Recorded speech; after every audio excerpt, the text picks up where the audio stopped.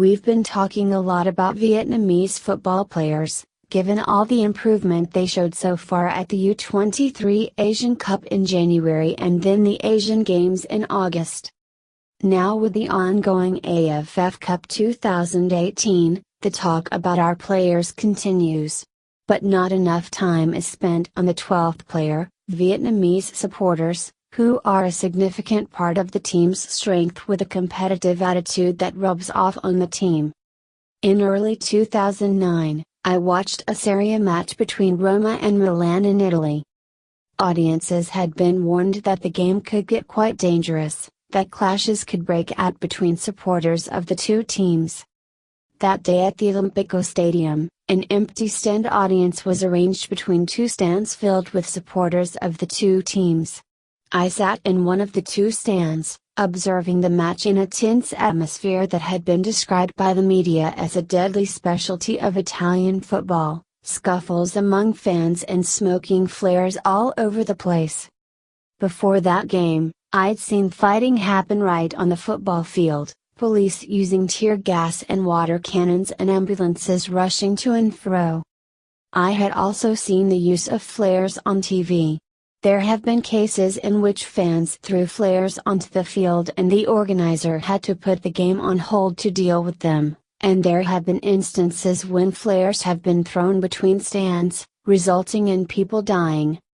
On that day at the Olimpico Stadium, I got a taste of the fear firsthand. A group of Italians and I had to run for our lives when a flare from the other side flew towards us. Flames spread out when the flare fell on our seats.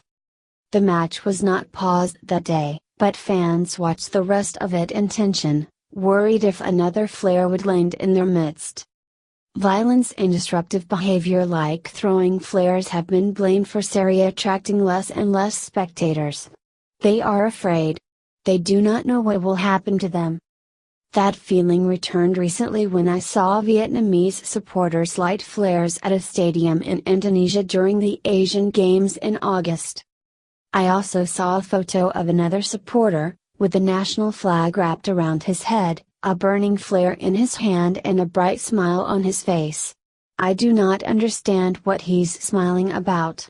What could possibly make him feel so satisfied?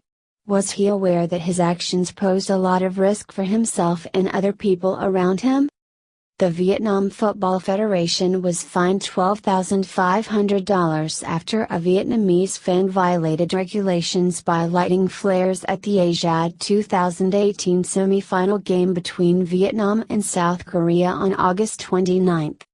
Earlier, the federation had been fined $15,000 after another Vietnamese fan burned a flare in Cambodia at a qualifying game last year for the Asian Games 2018. Such fines of thousands of dollars relate to a flare that cannot cost more than VND $1,043. And it does not stop there.